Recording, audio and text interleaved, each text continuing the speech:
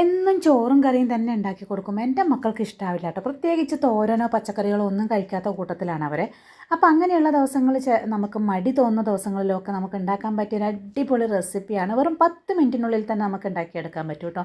നല്ല ഇനം പച്ചരിയോ അല്ലെങ്കിൽ ബിരിയാണി അരിയോ അല്ലെങ്കിൽ നമ്മുടെ നെയ്ച്ചോറിൻ്റെ അരിയോ ഒക്കെ വെച്ചിട്ടാണ് ഇത് ചെയ്യുന്നത്. അങ്ങനെയാകുമ്പോഴാണ് കൂടുതൽ ടേസ്റ്റ് വരുന്നത്. അപ്പോൾ അതുകൊണ്ട് തന്നെ അങ്ങനെയുള്ള അരികൾ വേവാൻ ഒരു 5-6 മിനിറ്റോ മതിയാവുമല്ലോ. അപ്പോൾ നമുക്കതുകൊണ്ട് തന്നെ പെട്ടെന്ന് തന്നെ ഉണ്ടാക്കിയെടുക്കാൻ പറ്റും കേട്ടോ. അപ്പോൾ ഞാൻ കൂടുതൽ പറയുന്നില്ല, നമുക്ക് എത്രയും പെട്ടെന്ന് ഇതിൻ്റെ റെസിപ്പി ഒന്ന് കണ്ടു നോക്കാം കേട്ടോ. അപ്പോൾ നമ്മുടെ ചോറ് നമ്മൾ സാധാരണ പോലെ വെച്ച് വാർത്തെടുക്കുന്നുണ്ട്. സാധാരണ നമ്മൾ ചോറൊക്കെ ഉണ്ടാക്കുന്നത് പോലെ ഞാൻ ഏതായാലും ബസ്മതി അരിയാണ് വേവിച്ചെടുക്കുന്നത്. അപ്പോൾ അത് വേവുന്ന സമയം കൊണ്ട് തന്നെ ഒരു വലിയ സൈസ് സവാളയാണ് പൊടിയായി അരിഞ്ഞെടുത്തിട്ട് നമ്മൾ സാധാരണ വെളിച്ചെണ്ണയിലോ നെയ്യിലോ നമുക്ക് ഇഷ്ടമുള്ള പോലെ നെയ്യോ വെളിച്ചെണ്ണയോ ഉപയോഗിച്ച് നമുക്കിത് നന്നായിട്ടൊന്ന് വഴറ്റിയെടുക്കണം കേട്ടോ.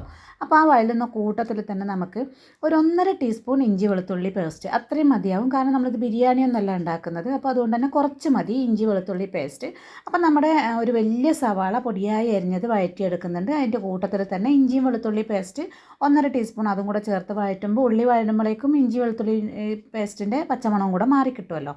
അപ്പോൾ അതുകൊണ്ട് തന്നെ നമുക്ക് നന്നായിട്ടൊന്ന് കളർ മാറുന്നവർ ഇതൊന്ന് വഴറ്റിയെടുക്കുക. അതിൻ്റെ കൂടെ തന്നെ ഞാൻ 2 പച്ചമുളകും കൂടെ ചേർത്ത് കൊടുക്കുന്നുണ്ട് കേട്ടോ. എന്നിട്ട് അത്യാവശ്യം ഉള്ളി നന്നായിട്ടൊന്ന് കളർ മാറുന്നവരെ നമുക്കിതൊന്ന് വഴറ്റിയെടുക്കണം.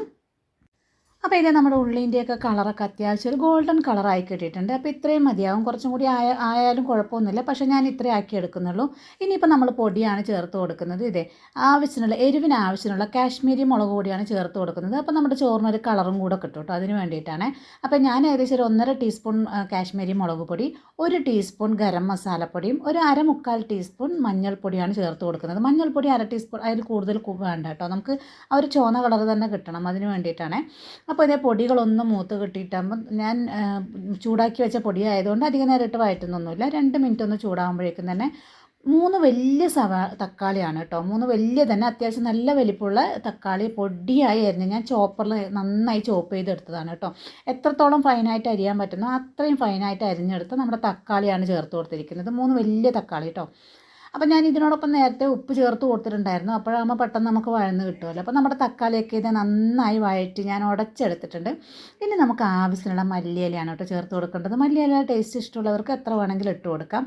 ഇനി ഞാൻ ഇതിനകത്തോട്ടേ ചേർത്ത് കൊടുക്കുന്നത് ഏകദേശം ഇപ്പോൾ ഒരു 3 പേർക്കുള്ള ചോറാണ് ഞാനിത് ഉണ്ടാക്കുന്നത് കേട്ടോ. അപ്പോൾ ഒരു 5 മുട്ട ഞാനിത് വെറുതെ ഉപ്പ് മാത്രം ഇട്ടിട്ടൊന്ന് ചിക്കി വെച്ചിട്ടുണ്ടായിരുന്നു. ഞാൻ മുമ്പൊക്കെ ഡയറക്റ്റ് ഇതിനകത്തേക്ക് തന്നെ പൊട്ടിച്ചൊഴിച്ച് ചിക്കി എടുക്കാറാണ് പതിവ്. അപ്പോൾ അങ്ങനെ ചെയ്യുന്ന സമയത്ത് മുട്ട വേവുന്നവരെ ചിക്കി എടുക്കുമ്പോഴേക്കും മുട്ട നന്നായി പൊടിഞ്ഞ് എല്ലാം കൂടി കുഴഞ്ഞു പോകുന്നു. അപ്പോൾ അങ്ങനെ മോൾക്ക് ഇഷ്ടമല്ല. ഇതുപോലെ മുട്ട ഇടക്കിടക്ക് വലിയ വലിയ പീസായിട്ട് കിട്ടുന്നതാണ് അവൾക്ക് ഇഷ്ടം. അപ്പോൾ അതുകൊണ്ട് ഞാനിങ്ങനെ മുട്ട വേറെ തന്നെ ജസ്റ്റ് ഉപ്പ് മാത്രം ഇട്ട് സ്ക്രാമ്പിൾ ചെയ്തിട്ട് ഞാൻ ചേർത്ത് കൊടുത്താണ്. അത് നന്നായി മിക്സ് ചെയ്ത് കഴിഞ്ഞപ്പോഴേക്കും നമ്മുടെ ചോറ് റെഡി ആയിട്ടുണ്ടായിരുന്നു. വാർത്ത് വെച്ചിട്ടുണ്ടായിരുന്നു. അത് ഞാനിത് ഇതിനകത്തോട്ടേക്ക് ഇട്ട് കൊടുത്തു. ഇനി നമുക്ക് ചോറിന് ആവശ്യമുള്ള ഉപ്പും കൂടെ ചേർത്ത് കൊടുക്കണം കേട്ടോ. ഉപ്പും കൂടെ ചേർത്ത് കൊടുത്തിട്ട് നമുക്ക് നന്നായിട്ട് മിക്സ് ചെയ്തെടുക്കുക. അപ്പോൾ ഇത്രയേ ഉള്ളൂ പണി. ഇനി കൂടുതൽ പണിയൊന്നുമില്ല. അപ്പോൾ ഞാൻ ഈ മിക്സ് ചെയ്യുന്ന കൂട്ടത്തിൽ തന്നെ ഞാൻ ഒരല്പം നെയ്യും കൂടെ ചേർത്ത് കൊടുക്കും കേട്ടോ. എനിക്ക് ഭയങ്കര ഇഷ്ടമാണ് നെയ്യിൻ്റെ മണം. അപ്പോൾ ഞാൻ ആദ്യം വെളിച്ചെണ്ണയിലായിരുന്നു ഉള്ളി വഴറ്റിയത്. അപ്പോൾ അതുകൊണ്ട് ഞാനിപ്പോൾ നെയ്യ് ചേർത്ത് കൊടുക്കും. അപ്പോൾ നിങ്ങൾ ഇഷ്ടമുണ്ടെങ്കിൽ മാത്രം ചേർത്ത് കൊടുത്താൽ മതി. അപ്പോൾ ഞാനൊരല്പം നെയ്യും കൂടെ ചേർത്ത് നന്നായി മിക്സ് ചെയ്തിട്ട് വരാം.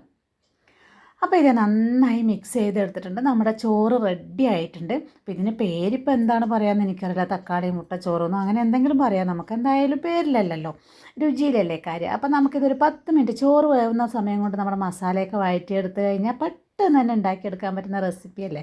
അപ്പോൾ എല്ലാവർക്കും ഇഷ്ടമാവും കേട്ടോ. തീർച്ചയായിട്ടും കുട്ടികൾക്കൊക്കെ ഒരു പപ്പടോ അച്ചാറോ അല്ലെങ്കിൽ തൈരോ മാത്രം മതിയാവും. അപ്പോൾ ഈ റെസിപ്പി ഇഷ്ടമാവുകയാണെങ്കിൽ എൻ്റെ ചാനലൊന്ന് സബ്സ്ക്രൈബ് ചെയ്ത് സപ്പോർട്ട് ചെയ്തേക്കണേ. Thanks for watching.